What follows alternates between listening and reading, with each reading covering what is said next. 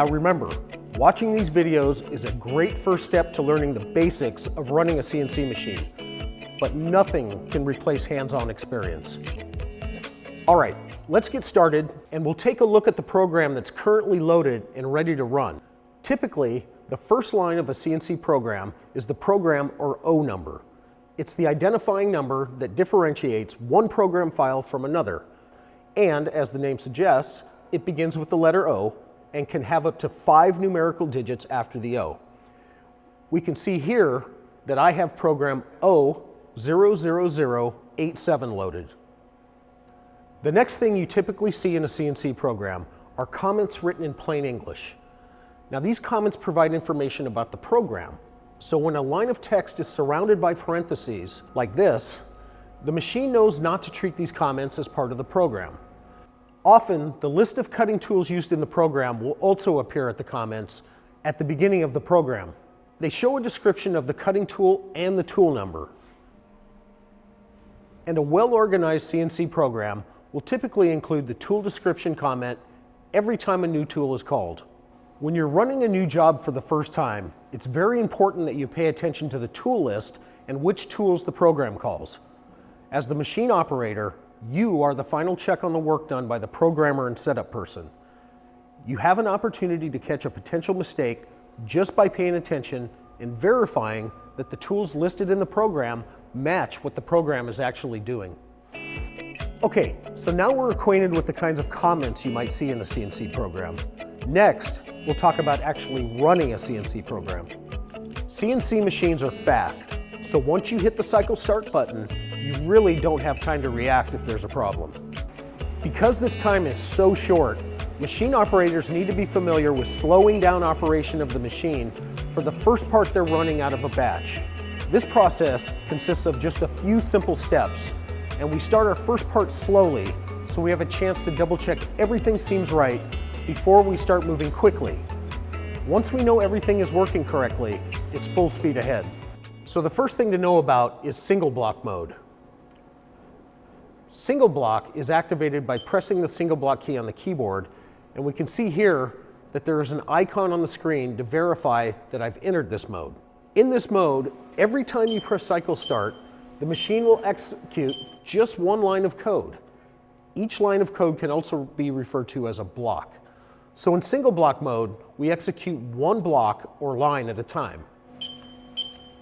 The program will not advance past the current block of code until cycle start is pressed again. Now this allows you to slowly step through a program the first time you run a part, so you have time to make sure everything looks right. We're showing you this so you have an understanding how to safely run a new part the first time. Let's talk about G&M codes. G00 quickly commands the cutting tool to move into position at the starting point of the cut, while a G01 feed commands actually performs the cutting. The G00 rapid command has its own set of override keys here on the keypad, labeled 100%, 50%, 25%, and 5%. When we say override, it means we are changing the default value of a command. The rapid override keys allow me to change the speed of rapid moves from 100% all the way down to 5% of maximum speed. So when I'm getting ready to run this program for the first time, I'm going to press the 25% rapid override button to slow the speed of all G00 rapid motion commands to 25% of maximum speed. Now located right next to the rapid override buttons are override keys for feed rate and spindle speed. I want to be very clear, you should not change the feed rate overrides or the spindle overrides. The programmer determined that this program should cut at a particular speed and feed rate, and that depends on many factors. Changing these overrides may cause damage to the cutting tools, the workpiece, or even worse, the machine. Okay, single block is on. I'm at 25% override. It's time to press cycle start. The first action a program usually takes is to call the first cutting tool. This will appear as T1 M06, assuming tool number 1 is the first tool in the program. This T code defines which tool to use, and the M06 is the command to perform a tool change. If that tool is already in the spindle, no tool change will take place. The next likely move in the program is to call the tool length offset, turn on the spindle, and approach the workpiece in the Z-axis. The code will usually look like something that I have in my program here. Before we press cycle start again, let's take a quick look at the program so you understand what's going to happen. G00 we know is the rapid position command. G43 is applying a tool length offset. H1 is the actual tool length offset being used. The Z-axis position is Z0.1, and that tells us where the machine is to move based on the current active offsets. And finally, many programs will turn on the coolant with M08 at this point. But I can't see anything because the coolant came on due to this M08 command. Luckily, we have a way to override that command. I just pressed the coolant key here and it turns the coolant off. Now I can see my tool, and sure enough, it looks like it's the correct distance above the part based on this distance to go. But one important word of caution here.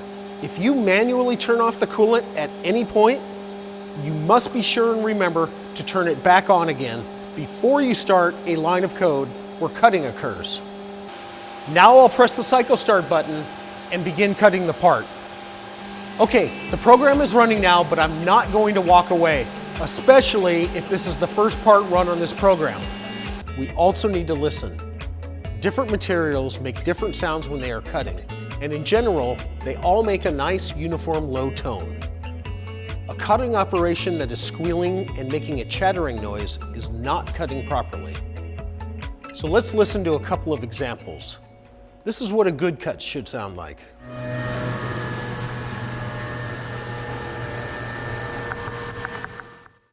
And this is a bad cut.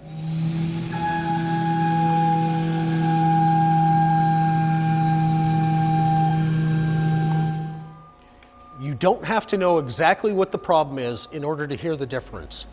So if you hear something that doesn't sound right, it probably isn't right. Okay, let's do a quick recap of the things we've learned in this lesson. We learned about the unique O numbers that identify different programs. We learned about comments surrounded by parentheses and how they should list the tool descriptions and offsets used in the program.